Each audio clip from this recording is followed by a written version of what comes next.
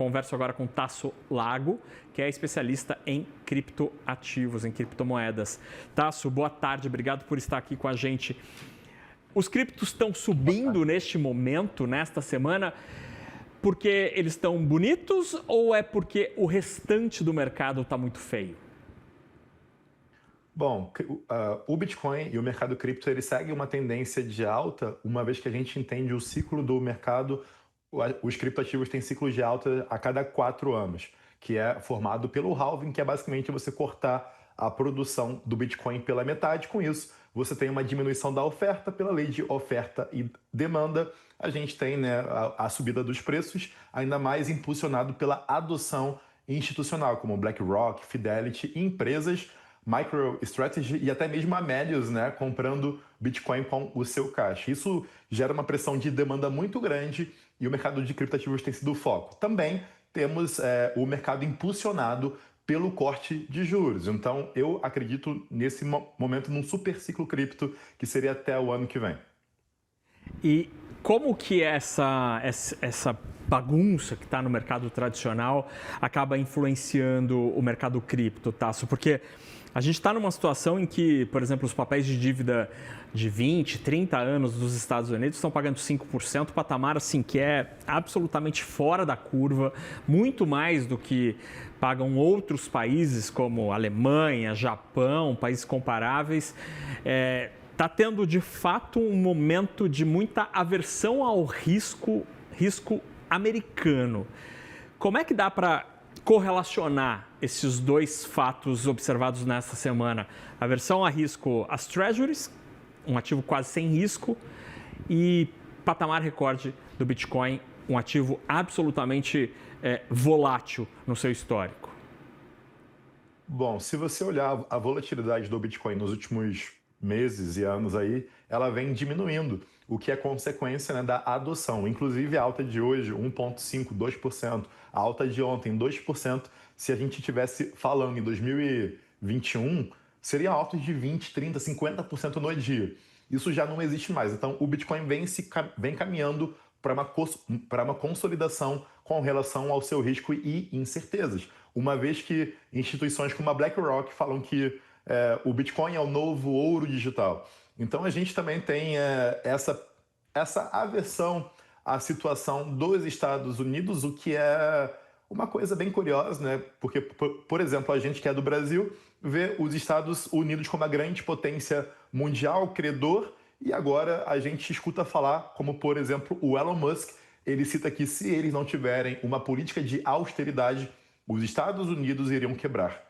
Né? Então é uma coisa que coloca meio em xeque. Então ativos como o ouro vem subindo bastante ao longo dos últimos meses e anos e o Bitcoin também vem se consolidando. Agora, ele era muito volátil e ainda é comparado com bolsa, né, com ativos tradicionais, mas a gente vê a pauta de tokenização dos ativos, de créditos, de imóveis crescentes. Então eu vejo que esse movimento de institucionalização do mercado cripto está acontecendo e a volatilidade do Bitcoin vem diminuindo. E esse é o cenário macro aí que eu vejo.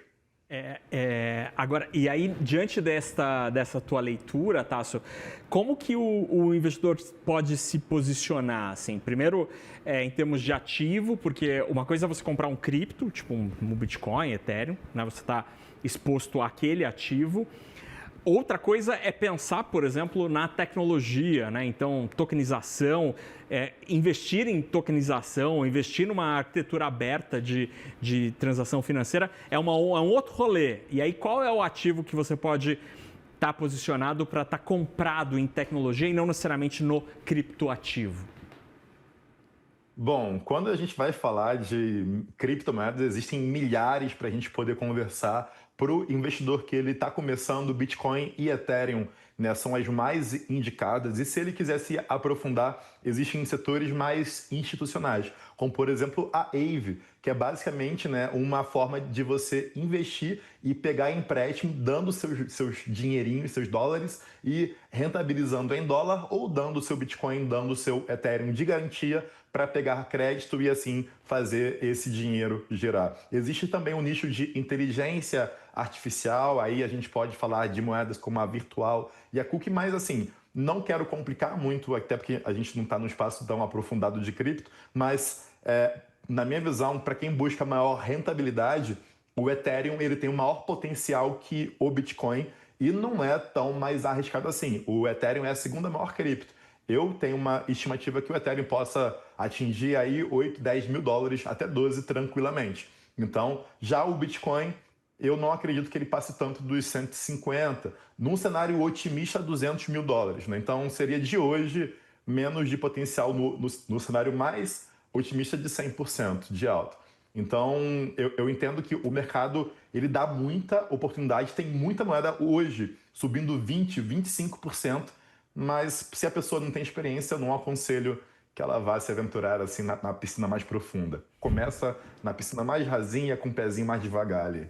E aí uma coisa que é importante, não é o Tasso que está falando, aí sou eu que estou falando isso. Se você quer quer investir em criptos, beleza, mas saiba que a recomendação é não colocar todos os ovos da sua cesta no mesmo lugar. Então, assim, se é uma coisa que sobe 20%, esteja preparado para outro dia que vai cair 30%. Então, se você não tiver estômago para isso, assim, pense bem. E não coloca toda a sua grana num negócio assim, porque né, você pode perder 30% do seu patrimônio de um dia para o outro. É uma coisa a se pensar. Agora, tá, só para a gente terminar essa conversa. Nas últimas conversas que eu tive ao longo dos últimos meses com gestores, especialistas do mercado financeiro amplo, at all, como dizem os americanos, eles recomendam uma exposição, por exemplo, 3, 2, assim, pessoas mais ousadas, 5% da carteira em cripto. Que número que você, que é um entusiasta, acha que é razoável? Então, como curiosidade, eu fiz a minha tese de mestrado em finanças lá na França e em 2019 eu fiz um estudo e eu indiquei 3%. Isso em 2019 na França. Então, quando eu criei, eu era o maluco, né? Porque lá era muito mais tradicional. E nesse estudo dizia que a sua rentabilidade seria muito maior para um risco mais controlado. Eu acredito para uma pessoa tradicional, sem conhecimento, sem entender como que são os ciclos do mercado cripto, no máximo 5%, no máximo 10% já seria um valor alto. Por quê? Se a gente for ver, depois da posse do Trump, o Bitcoin sai de 109 mil dólares para 70. É uma queda de uns 30%. O Ethereum cai 50% mais. Então, ainda que a pessoa tivesse só Bitcoin e Ethereum, ela teria uma queda proporcional de 40% do seu investimento, considerando que ela entrou no topo. Então, mas se ela entrou na queda ali, por exemplo, pós o Trump, ela já está num lucro bem interessante. Mas entenda que a pessoa que quer investir em cripto, pense no número que ela ficaria muito confortável de ver cair 50%.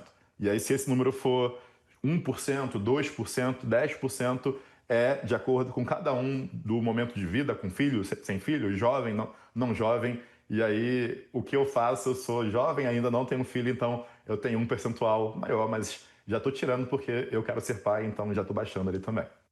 Muito bom esse depoimento em primeira pessoa do Tasso Lago, especialista em cripto. E é isso, esse é o parâmetro, né? O quanto aquilo, se você eventualmente perder 30%, 40%, 50% de uma hora para outra, se isso vai ser uma dor para você, né? A gente mesmo consegue fazer essa pensata e é uma reflexão importantíssima para entender até onde a gente pode ir, né? Até onde a nossa ambição vai, que também precisa ser até onde a nossa dor vai, né? Então são duas coisas ali, ó, relacionadas, são emoções que parecem muito diferentes, mas elas caminham junto quando o assunto é o bolso. Obrigado pela conversa, Tasso. Obrigado você, Fernando, você é muito gentil e bem para cima. Um abraço. Valeu, abraço.